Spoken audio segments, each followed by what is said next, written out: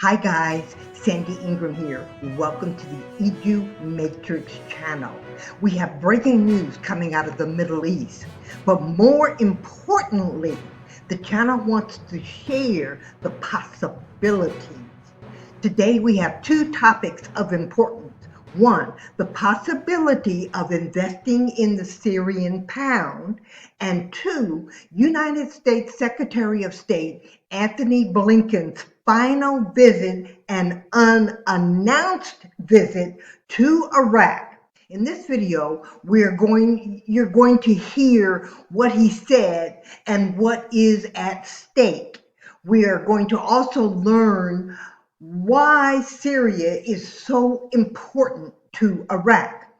We don't know yet if the Syrian pound will be a viable currency investment or not. We will need to wait on the Syrian people to disclose their economic plans. However, because the currency is a low value against the US dollar, you may want to entertain the idea of buying the currency ASAP. Now, here's the deal.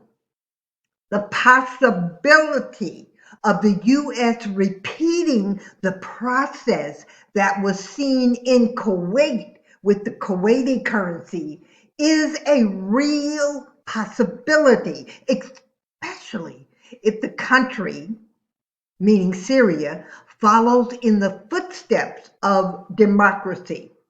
Again, this is only a possibility. Let's hear what Secretary Blinken and the news has to say.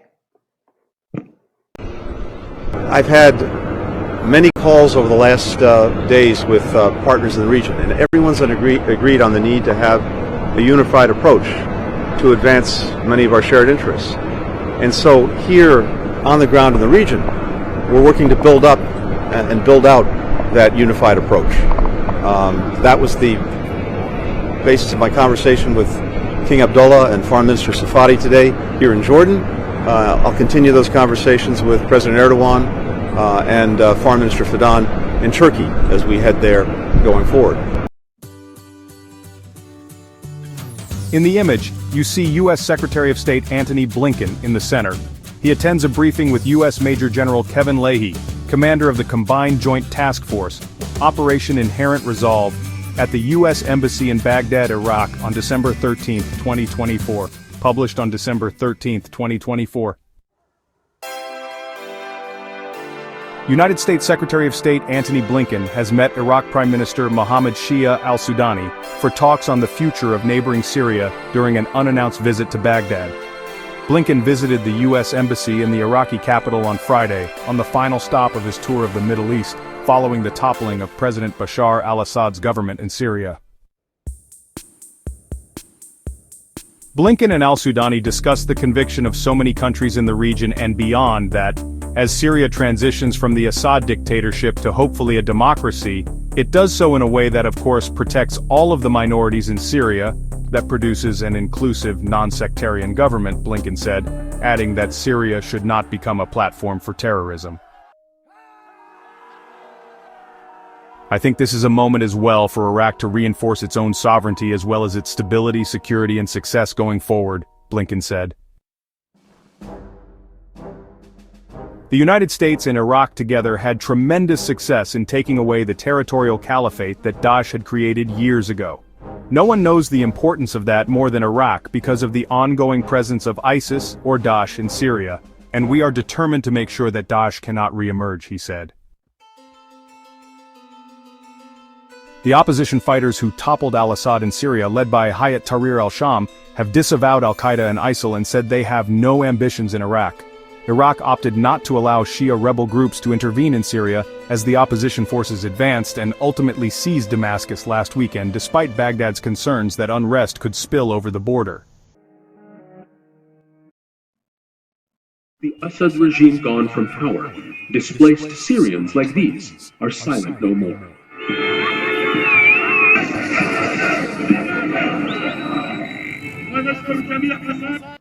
الحمد لله هلا يا رب Thank God, because Syria and Homs are both free now, and I feel my heart tells me that Syria is going to be better. I don't know whether to laugh or cry, because I don't believe what's happened. Those going back are optimistic, but cautious.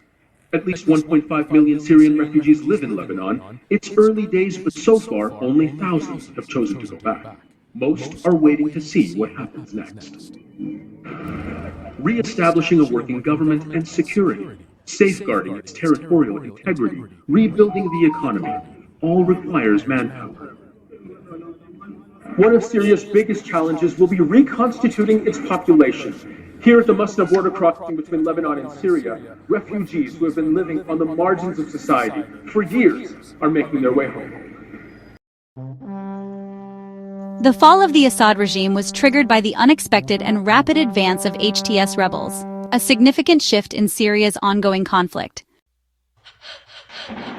While HTS now controls Syria's major cities, its influence does not extend across the entire country. Syria remains a fragmented nation, with a complex patchwork of rebel groups holding sway in various regions.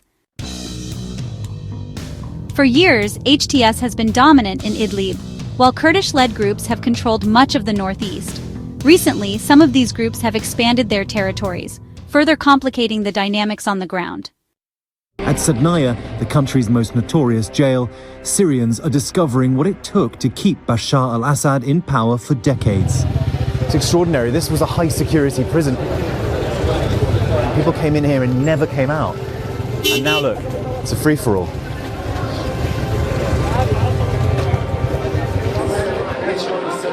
Everyone has a phone. They film. They want the world to know. They can't believe they're here, seeing with their own eyes what their hearts suspected was true. This man confronts me in the crowd. My son was 15 when they took him. Where is he?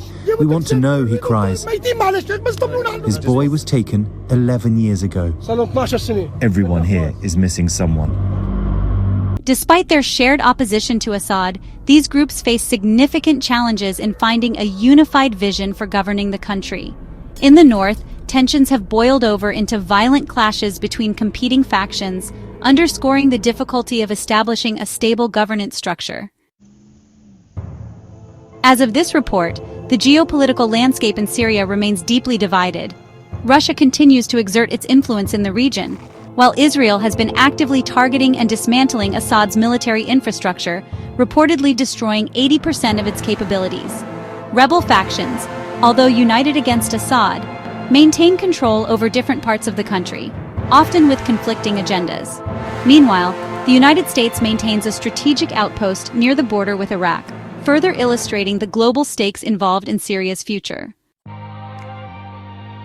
The situation remains fluid and precarious, with international powers and local factions vying for control and influence, leaving Syria's path forward uncertain.